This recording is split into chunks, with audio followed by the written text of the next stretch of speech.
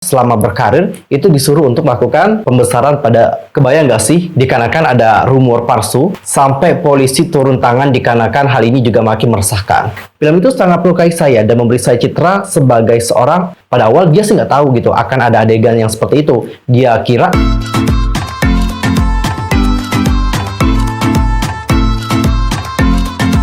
Annyeonghaseyo Chungidol, Yusuke Imida, welcome back to my YouTube channel. Nah, gimana sih kabarnya hari ini? Baik-baik aja dong ya. Dan buat kalian semua yang lagi dalam kondisi baik-baik aja, keep fighting guys, don't give up. Nah, Cinggu, untuk hari ini kita akan membahas tentang salah satu sisi kelam dari grup K-pop yang padahal sebenarnya grup ini juga punya nama besar dan juga sukses. Tapi banyak banget hal-hal di dalamnya yang membuat kalian tuh pasti menjadi miris. But wait, tahan dulu. Sebelum kita membahas tentang grup yang satu ini, pastikan dulu untuk tekan tombol subscribe, bunyi loncengnya, serta jangan lupa juga buat like, comment, and share kepada teman-teman yang lain. Dan berikut adalah pembahasan selengkapnya. Nah guys, kalian tuh pasti tahu ya girl group mana yang akan kita bahas kali ini? Yops, bener banget. Girl group ini adalah Dalshabet. Dan Dalshabet ini merupakan salah satu girl group K-pop yang juga populer di K-pop generasi kedua. Dan buat kalian yang mungkin pengen kenalan lebih lanjut sama Dalshabet, aku kenalin ya sama kalian. Nah Cinggu, Dalshabet adalah girl group K-pop yang dibentuk oleh HYD di bawah Happy Face Entertainment. Nah grup ini mulai debutnya pada tanggal 3 Januari tahun 2011 dengan EV Supa Dupa Diva dan dengan 6 orang member. Mereka adalah Vicky, lalu ada Seri, Ahyo, Jio, Kaeun, dan juga Subin. Lalu kemudian salah satu membernya yaitu Vicky resmi keluar pada Mei 2012 dan digantikan oleh Woohee. Dalshabet juga merilis video musik debut mereka Supa Dupa Diva pada tanggal 3 Januari 2011, menjadikan mereka grup idol pertama yang debut pada tahun 2011. Lagu ini juga terbukti cukup sukses karena menduduki banyak tangga lagu real time dan stasiun musik untuk sebagian besar periode promosinya. Nah, promosi untuk Super Dupa Diva itu berakhir pada tanggal 14 Maret 2021, namun terungkap bahwa grup tersebut akan mengadakan comeback pertama mereka pada bulan April. Super Dupa Diva juga kemudian dipilih oleh berbagai selebriti dalam survei sebagai lagu paling adiktif kedua tahun 2011, serta memiliki koreografi paling populer kedua juga. Dan Cinggu, selama berkarir, Dalshabet ini telah menorehkan berbagai prestasi dan juga telah meraih penghargaan yang sangat-sangat mengagumkan. Apa aja sih penghargaan yang telah mereka dapatkan? Salah satu contohnya, di tahun 2011 mereka memenangkan penghargaan Popularity Award di 19 Republic of Korea Entertainment News Award, lalu Best Rookie di 2011 Bucks Music Award, serta dinominasikan sebagai Best New Female Artist di 13 Mnet Asia Music Award. Di tahun 2012 mereka juga memenangkan penghargaan mulai dari Best New Female Group of 2011 di Girl of Korea, Rookie Award di 26 Golden Disc Award, serta Rising Star Award di All K-pop Award. Nah Cinggu, seperti yang kalian lihat tadi, Dalshabet ini telah menorehkan berbagai prestasi yang sangat mengagumkan banget. Bahkan mereka juga, setahu aku ya, di K-pop generasi kedua mereka juga punya nama yang besar banget. Namun sayangnya mereka ini telah melewati berbagai lika-liku yang tentu membuat netizen menjadi sangat miris banget melihatnya. Jangankan penggemar, kita yang sebagai non-penggemar aja itu pasti kayak nyesel banget melihat apa yang terjadi sama mereka. Terus apa aja sih yang pernah terjadi sama Dalshabet? Yang pertama adalah tentang konsep mereka yang seksi. Dan Cinggu, dikarenakan konsep mereka yang seksi, kalian tahu nggak? Ada kelompok hak asasi pria Korea atau yang dikenal dengan Men of Korea menganggap bahwa lagu mereka yang berjudul Be Ambitious sangat tidak mengapresiasi kaum laki-laki dan juga tentunya kaum perempuan. Serta lagu ini juga dianggap berbahaya bagi kaum dan juga generasi muda karena di dalam lirik dan juga MP-nya terdapat hal-hal yang mungkin bisa dianggap negatif oleh orang-orang yang mendengarkan hal tersebut. Dan Cinggu, kelompok hak asasi pria ini juga meminta agar lagu dan juga videonya segera dihentikan penayangannya. Selain itu, MOK juga beralasan bahwa lagu tersebut sangat menggambarkan wanita yang haus akan hubungan badan dari seorang laki-laki. Dan lagu dari Be Ambitious sebenarnya bercerita tentang seorang wanita yang haus akan sentuhan. Wanita itu juga sangat menunjukkan bahwa ia tak bisa menahan dan terganggu dengan kekasihnya yang selalu berbicara sepanjang malam tanpa melakukan hubungan badan. Liriknya juga menceritakan tentang wanita yang menggunakan rok pendek demi membujuk pria itu. Kemudian mereka juga melanjutkan, liriknya seperti menyebutkan bahwa seorang wanita tidak bisa hidup tanpa wik-wik. Hal ini bisa mempengaruhi anak muda dengan pemahaman yang keliru soal wanita dan juga wik-wik.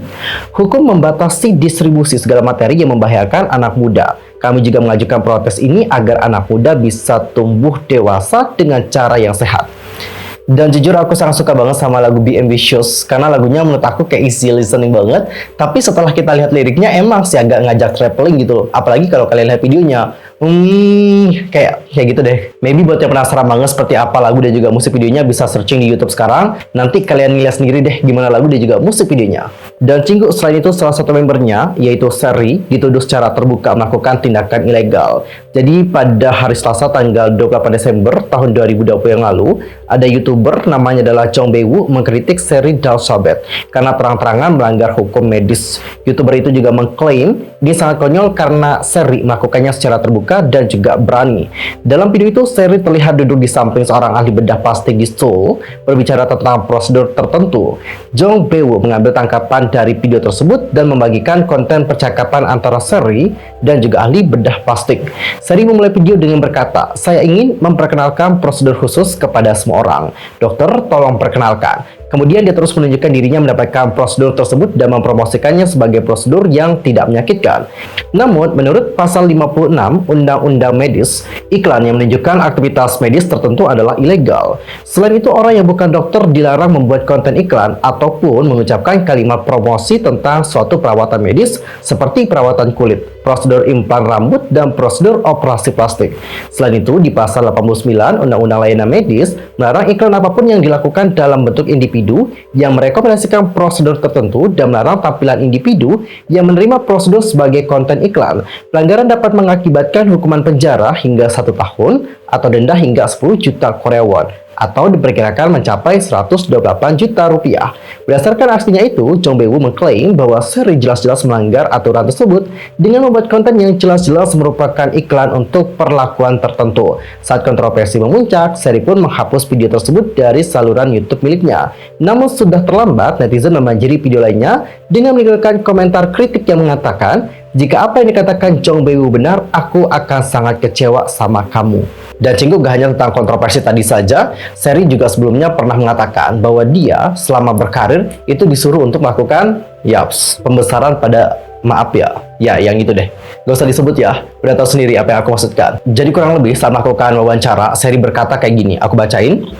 "Apakah ada prosedur yang direkomendasikan atau dipaksakan oleh agensimu?" Habis itu Seri menjawab kayak gini, "Pada saat itu perusahaan merekomendasikan operasi untuk membesarkan yang ini. Tetapi aku masih muda dan juga cantik pada saat itu. Jadi aku pikir nggak perlu sih melakukan hal tersebut." Dia terus menceritakan kisahnya dengan mengatakan bahwa agensi terus mendesaknya untuk melakukan operasi pada hal itu. Agensi juga bahkan mengatakan bahwa Seri akan mendapatkan banyak manfaat dengan melakukan operasi tersebut jika ingin selalu aktif di dunia hiburan. Seri kemudian menjelaskan bahwa dia menegur pejabat perusahaan yang terus bersikeras melakukan operasi pembesaran payudara. Habis itu Seri mengatakan kayak gini, "Aku ngebalas CEO-nya dengan mengatakan, 'Pak, aku sudah punya yang ini, jadi nggak perlu oplas lagi.'" Waduh, mantep banget ya.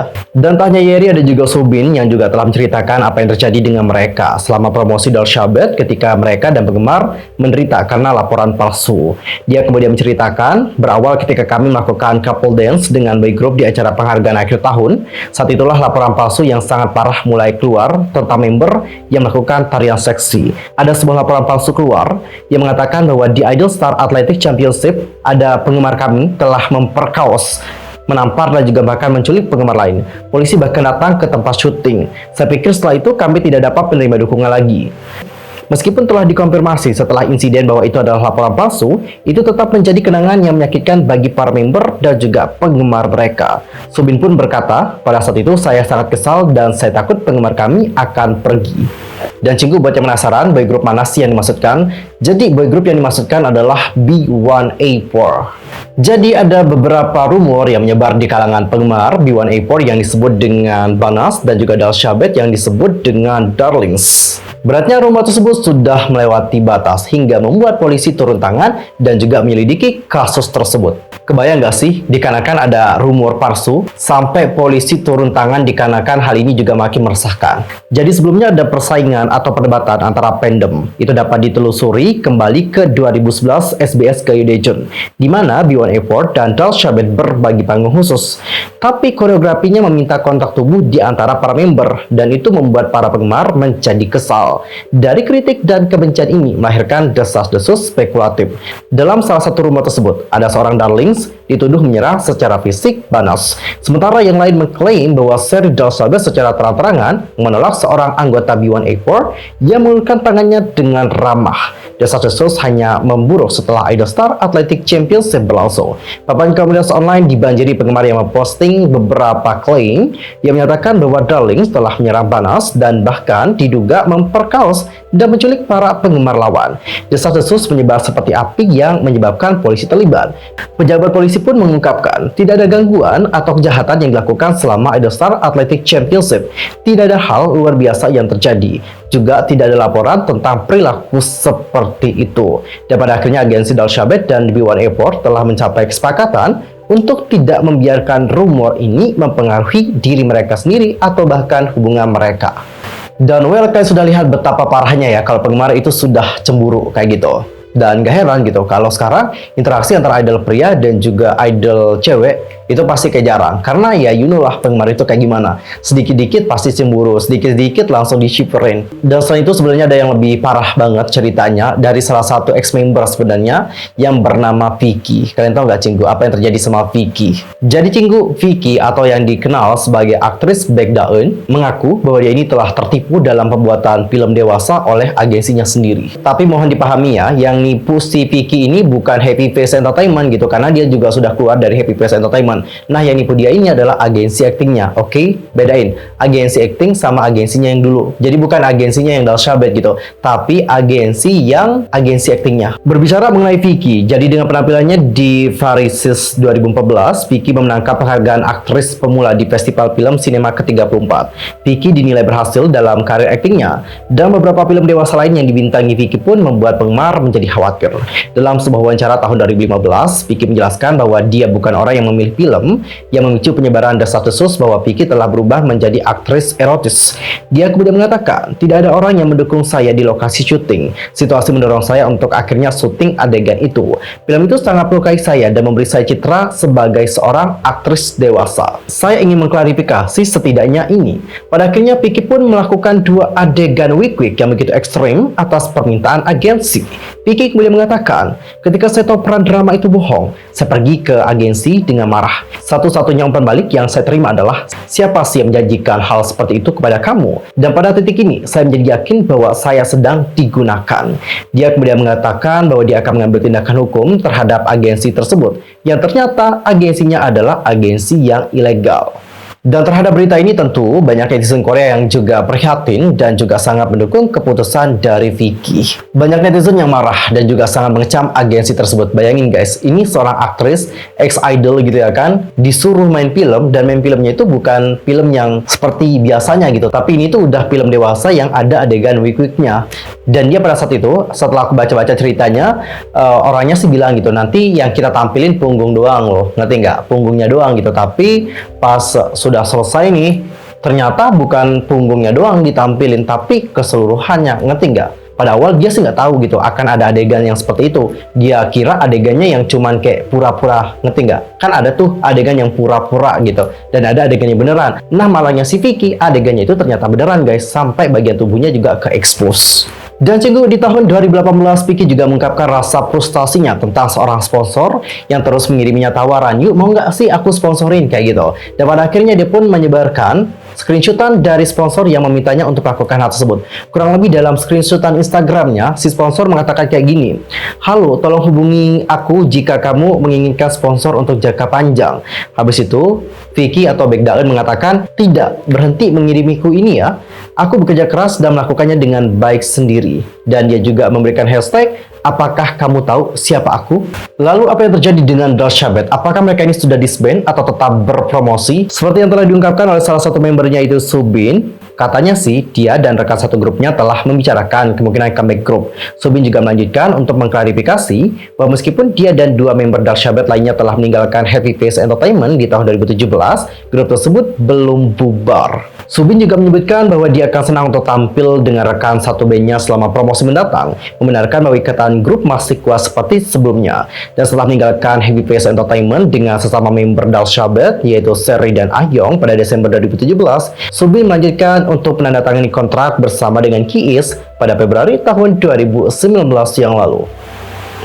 Well, Cinggu, tadi kita sudah membahas mengenai sisi kelam dari Dalshabet. Bagaimana pendapat kalian tentang kisah dari mereka? langsung saja sampaikan di kolom komentar. Dan kita juga berharap semoga member dan juga ex-membernya dapat menjalani kehidupan yang lebih baik dan juga karir yang lebih cemerlang di masa yang akan mendatang. See you next time di video berikutnya. I'm Yusuf pamit. Thanks for watching. Annyeong. Kamsahamnida. Goodbye.